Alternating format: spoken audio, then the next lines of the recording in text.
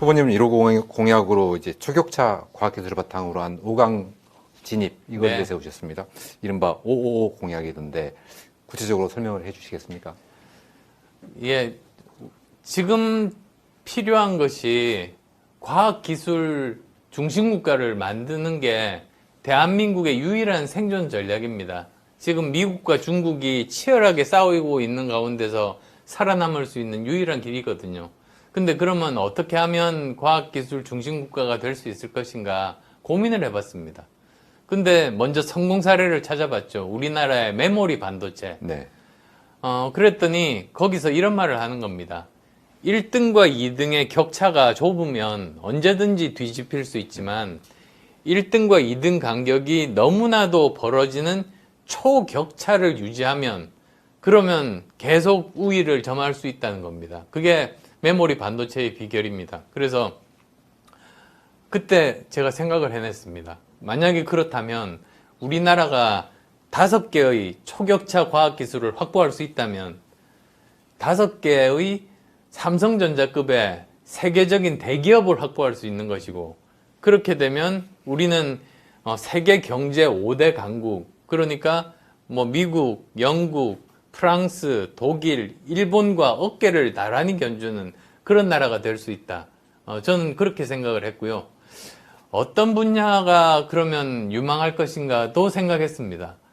그건 지금 기술 격차가 많이 나는 쪽보다는 지금 이미 1위 그룹에 속해 있는 것들 중에서 아직 독점적인 1위를 하지 못하는 쪽이 먼저 가능성이 있지 않습니까? 네. 그래서 찾아보니까 디스플레이, 2차 전지, 원전, 수소 산업, 그리고 사실 과학기술은 아니지만 컨텐츠 산업. 우리나라는 충분히 K 컨텐츠로 디즈니가 세계에서 가장 큰 컨텐츠 대기업인데요. 그 정도가 저는 가능하다 그렇게 생각하거든요. 네. 그렇게 되고 사실은 그게 또 지방 발전 전략과 맞물려 있습니다. 그렇게 형성되는 이렇게 성장해 나가는 대기업을 지자체들이 열심히 이렇게 유치를 경쟁적으로 해서 각 지역마다 한 개의 그런 사업 분야들을 이렇게 가지게 되면 네. 그게 지역 발전에 엄청난 역할을 할 겁니다. 그래서 제가 말씀드리는 555 공약, 그러니까 5개의 초격차 기술로 5개의 삼성전자급 대기업을 만들어서 경제 5대 강국에 들어간다는 것과 지방 분권 내지는 균형 발전 공약이 함께 합쳐 있는 그런 공약인 겁니다. 네. 555 공약은 이재명 후보도 있던데요. 그게 이재명 후보가 베꼈습니다. 먼저 하신 건가요? 저는 11월에 발표를 했는데 네. 베끼더라고요. 근데 그거 말고 베낀 거 많습니다. 또 어떤 게 있습니까? 예, 여러 가지가 있는데 참 그 큰 정당에서 어떻게 참 작은 정당을 그렇게 베끼는지 허락도 안 받고 네. 저작권을 주장하거나 그러지는 않으십니까? 뭐 저 워낙 저희들 공약이 좋다는 뭐 그런 뜻으로 받아들이기는 합니다만 네. 제목 뺏기는 건 너무했죠. 국민연금 개혁에 대해서도 강한 의지를 보이고 계십니다. 국민연금 개혁 어떤 방향으로 가야 한다고 보십니까?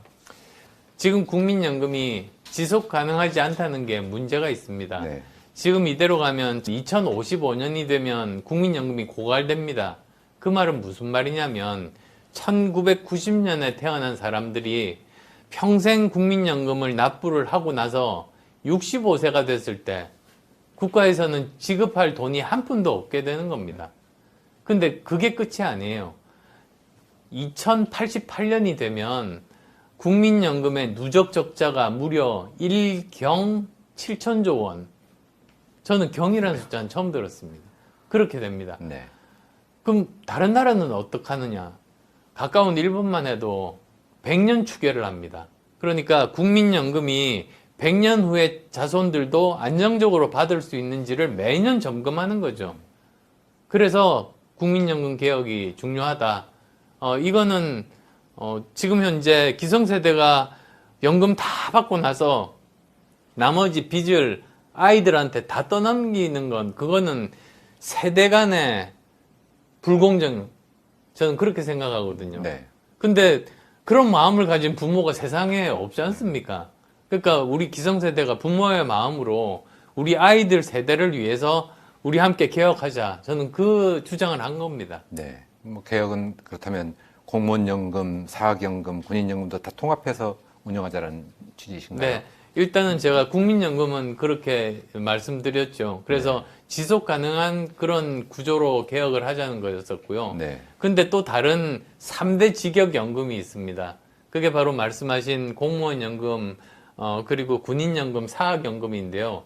이 중에서, 그 공무원연금과 군인연금은 적자폭이 매년 커지고 있고, 그걸 사실은 지금, 국민 세금으로 계속 매년 메워주고 있는 겁니다.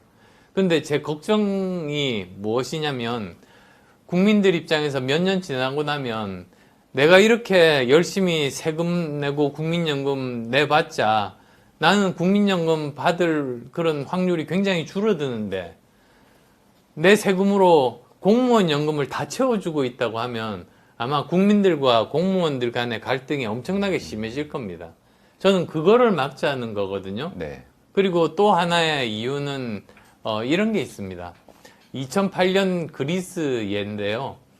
그 전까지 그리스가 아주 풍족하게 많은 분들이 연금을 받아서 생활을 해왔습니다.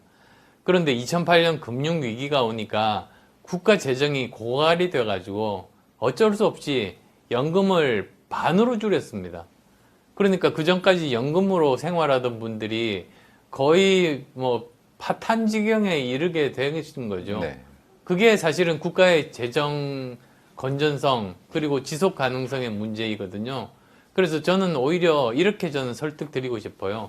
지금 아무 문제 없이 연금을 받고 있는 분들 사망하실 때까지 연금을 받으셔야 되지 않습니까? 그리고 그걸 이제 기대하고 계시지 않습니까? 네. 근데 지금 현재 구조를 보면 이게 그렇게 오래 가지 못할 구조가 되어 있습니다. 그래서 이걸 개혁을 해서 그 도중에 갑자기 연금이 반으로 줄거나 아예 못 받거나 이런 일이 없이 돌아가실 때까지 안정적으로 연금을 받을 수 있게 구조를 개혁하자. 그 말씀 드리는 거죠. 네. 최근 여야의 대선 후보들이 생활 밀착형 공약들을 내놓고 있습니다. 이재명 후보 같은 경우에는 소확행 공약이 있고 윤석열 후보는 심쿵 약속이 있죠. 어떻게 평가하시는지 궁금하고요. 또 후보께서 운영하시는 철수마켓과는 뭐가 다른지 또 궁금합니다. 근데 사실 네. 제가 굉장히 거대 담론들도 내놨지만 또 아주 정말 생활 밀착형 공약들도 굉장히 많이 냈습니다. 네. 그래서 저는 우선은 대한민국의 성장을 위해서 555 공약을 냈고요. 그런데 이제 청년 공약 중에 청년들에게 와닿는 공약들이 굉장히 많습니다. 예를 들면 그 로스쿨을 졸업하지 않더라도 일종의 검정고시를 치고 합격을 하면 로스쿨 졸업생과 같이 변호사 시험을 볼 수 있게 해주는 겁니다. 네. 그러니까 일종의 사시부활의 효과를 얻을 수 있는 거죠. 그 다음에 저는 아빠 찬스, 엄마 찬스 쓰는 수시는 폐지하겠다. 대학 입시에서. 이제 그런 공약이 또 있고요. 네. 그 다음에 또 군대에서 보면 그 시간 18개월 동안 그 시간이 낭비된다고 생각하는 젊은이들도 있지 않습니까? 네. 근데 저는 그 이스라엘의 탈피오트 부대라고 있습니다. 근데 그 부대는 들어가면 국방의 의무를 다하면서 거기서 교육을 받아서 전문가가 돼서 나와 창업을 합니다. 네. 그래서 이스라엘이 창업 국가가 되는데 굉장히 큰 기여를 했습니다. 그래서 저는 마찬가지로 병사들에게 여러 가지 잡무들이 많은데요. 잡무들을 줄여주고 그래서 그건 아웃소싱하면 되죠. 그 다음에 또 여러 가지 첨단 장비들을 이용하면은 보초를 설 그런 경우들도 많이 줄일 수가 있어요. 네. 그 시간을 원하는 그 본인이 원하는 전공 분야의 공부를 할 수 있게 해주는 겁니다. 그래서 국방의 의무를 다하면서도 나와서 한 분야의 전문가가 될 수 있도록 저는 그런 공약도 내세웠고요. 네. 그리고 뭐 또 한 가지만 더 말씀드리자면 그 주택인데요, 사실 주택을 자기 주택을 갖고 싶어 하지 않습니까? 네. 임대보다는. 네. 그래서 어떤 방법이 가능할까 생각을 해봤습니다. 그래서 토지 임대부 반값 청년주택을 만든 다음에 45년 초장기 주택담보대출을 만들었습니다. 이게 뭐냐면 처음 돈이 없는 사람들도 집값의 80%를 대출을 해줍니다.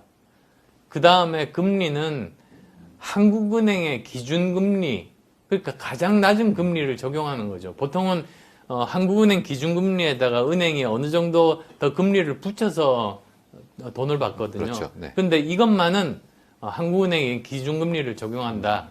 그 다음에 또 처음 15년 동안은 목돈이 없으니까 이자만 내는 거치기간이고 나머지 30년 동안 이자와 원금을 내는 그런 구조로 되어 있습니다.